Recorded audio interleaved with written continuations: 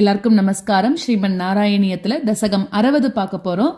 Number 60 Gopi வஸ்திராபஹரணம். இதுவும் கல்யதாம் ராகம் தான். இதுல ஃபர்ஸ்ட் ஸ்லோகத்துல என்ன சொல்றார் அப்படின்னாக்க, முதல் தசகத்திலேயே சொன்னார் இல்லையா, அதாவது 59வது தசகத்துல என்ன சொன்னார்னா, அவளுக்கெல்லாம் உன் மேல ரொம்ப காதல் இருந்தது, அந்த காதல்னால அவ தன்வசம் இழக்கிறா எப்பவுமே அப்படின்னு சொன்னார் இல்லையா. சோ இப்படி உன் மேல கொண்ட காதல்னால ரொம்ப சஞ்சலமான கண்களோட இருக்கக்கூடிய அந்த கோபியர்கள்லாம் தன்னோட வசம் இழந்து அவ எப்பவுமே என்ன நினைச்சுட்டு இருக்காலாம், உன்னோட திருவடிகளை நம்ம எப்ப வந்து சேருவோம், உன்னோட திருவடிகளுக்கு கைங்கரியம் எப்ப பண்ணுவோம் அப்படின்னு ஆசைப்பட்டுட்டே இருந்தாலாம். எப்படியாவது உன்கிட்ட வந்து சேர்ந்துடணும் அப்படின்னு அவளுக்கு ஒரு ஆசை. அப்ப அந்த ஆசை நிறைவேறணும்னா ஏதாவது ஒரு பூஜை பண்ணணும் இல்லையா. அந்த பூஜை தான் இவ எல்லாரும் அந்த யமுனை ஆற்று கரையில வந்து மணல்ல ஆவாகனம் செய்யப்பட்ட பார்வதி தேவியை வழிபட்டா. இங்க பார்வதி தேவி அப்படின்னு குறிப்பிடுறது வந்து காத்தியாயனி தேவியை சொல்றா. அதாவது காத்தியாயனி பூஜை அப்படின்னு சொல்லி நம்ம பண்றோம் இல்லையா, காத்தியாயனி விரதம் அப்படின்லாம் சொல்லி அதை முதல்ல பண்ணது வந்து கோபிகைகள் தான் அப்படின்னு சொல்றா. சோ அந்த மாதிரி அந்த காத்தியாயனி விரதம் இருந்து காத்தியாயனி பூஜை பண்ணி வேண்டிக்கிறா. என்ன வேண்டிக்கிறா, கண்ணனை சீக்கிரமா அடையணும் அப்படின்னு அந்த பூஜை பண்ணி வழிபடுறா அப்படிங்கிறது முதல் ஸ்லோகம். ரெண்டாவது ஸ்லோகத்துல ரொம்ப அழகான கண்களோட இருக்கக்கூடிய அவ வந்து எப்பவுமே உன்னோட நாம ஜபத்திலையும் திவ்ய சரித்திரங்கள் உன்னை பத்தியே தெரிஞ்சுக்கிறதுல ஆசைப்பட்டு என்ன பண்ணுவாளாம், கார்த்தால வேலையில ஒன்னா கூடி எல்லாரும் யமுனையாத்துக்கு போவா. போற வழியில கூட வேற எந்த விஷயங்களை பத்தியும் பேசாம உன்னை பத்தியே பேசிண்டு உன்னோட லீலைகளை பத்தியே பேசிண்டு போயிட்டு இருப்பாளாம். என்னன்னாக்க அப்படி போயிட்டு அங்க பூஜையில கூட என்ன வேண்டிக்கிறான்னா, நந்தகோபரோட மகன் கண்ணன் வந்து எனக்கு நாயகனாக வரணும், அதுக்கு நீதான் அருள் புரியணும் அப்படின்னு எல்லாம் சொல்லி நிறைய அந்த பூஜைக்கு தேவையான சாமான்கள் எல்லாம் எடுத்துட்டு போய் பூஜா திரவியங்களோட அந்த காத்தியாயனி தேவியை வந்து பிரார்த்தனை பண்ணிக்கிறா அப்படிங்கிறது ரெண்டாவது ஸ்லோகம். மூணாவது ஸ்லோகத்துல இப்படி ஒரு மாசம் நோன்பு இருக்கா இல்லையா, அப்ப பெருமாளுக்கு வந்து ரொம்ப கருணை வந்துருது இவா மேல. அப்ப என்ன பண்றாரு அப்படின்னாக்க, அவளுக்கு நம்ம அனுகிரகம் பண்ணணும் அப்படின்னு நீ நினைச்சிடுறியா. ஒரு நாள் 2 நாள் பண்ணாலே பெருமாளுக்கு அவ்வளவு சந்தோஷமா இருக்குமா.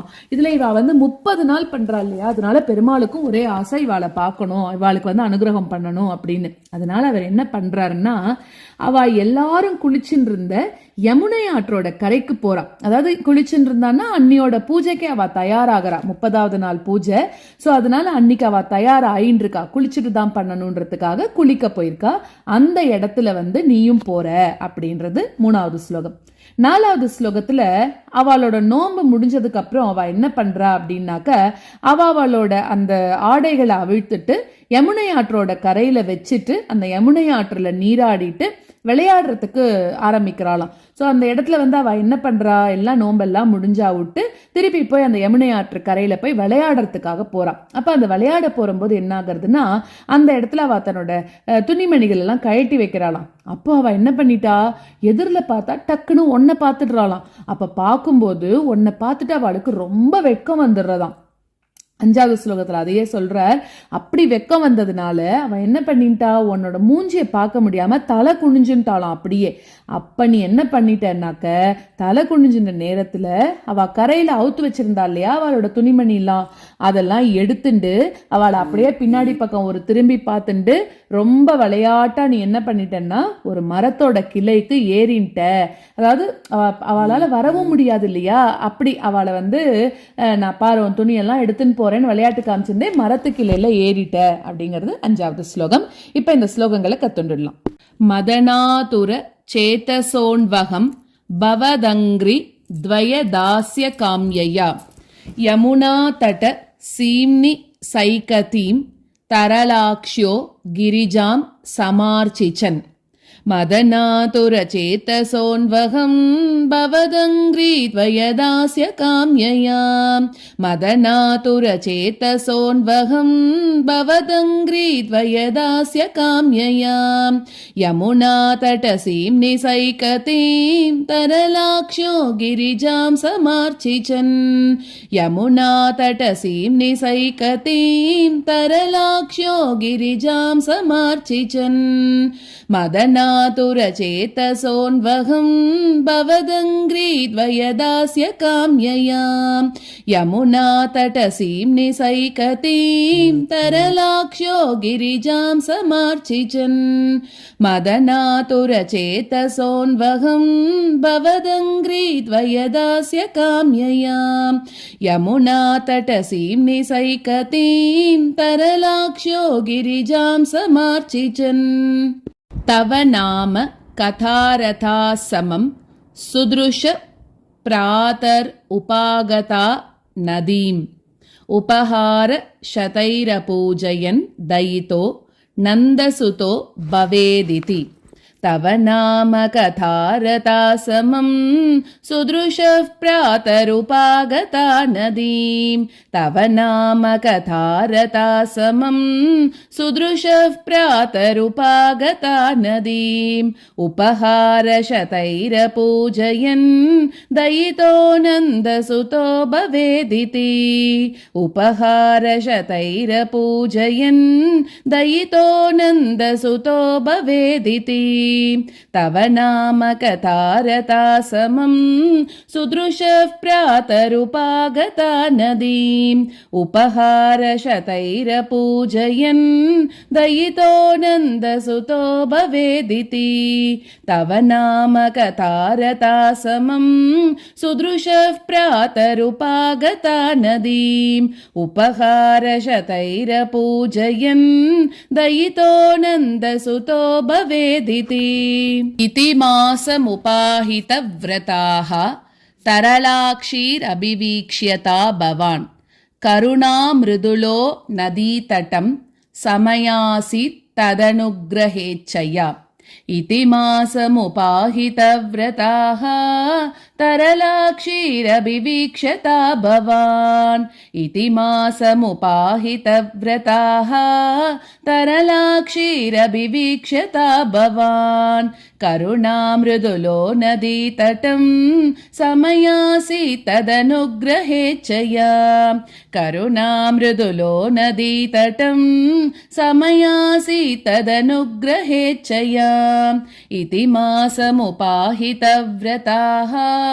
तरलाक्षीरभिवीक्ष्यता भवान् करुणामृदुलो नदीतटं समयासीत् तदनुग्रहेच्छया इति मासमुपाहितव्रताः तरलाक्षीरभिवीक्ष्यता भवान् करुणामृदुलो नदीतटं समयासीत् तदनुग्रहेच्छया नियमावसितौ निजाम्बरं तटसीमणि अवमुच्य तास्तदा यमुनाजल केलनाकुलाः पुरतस्त्वामवलोक्य लज्जिताः नियमावसितौ निजाम्बरं तटसीमणि अवमुच्यतास्तदा नियमावसितौ निजाम्बरं तटसीमनि अवमुच्यतास्तदा यमुनाजलकेलनाकुलाः पुरतस्त्वामवलोक्य लज्जिताः यमुनाजलकेलनाकुलाः पुरतस्त्वामवलोक्य लज्जिताः नियमावसितौ निजाम्बरं तटसीमनि अवमुच्यतास्तदा यमुनाजलकेलनाकुलाः पुरतस्त्वामवलोक्य लज्जिताः नियमावसितौ निजाम्बरं तटसीमनि अवमुच्यतास्तदा यमुनाजलकेलनाकुलाः पुरतस्त्वामवलोक्य लज्जिताः त्रपया नमिताननास्वतो वनिता स्वंबर जालमन्तिके निहितं परिगृह्य भूरुहो विटपं त्वं तरसादिरूढवान्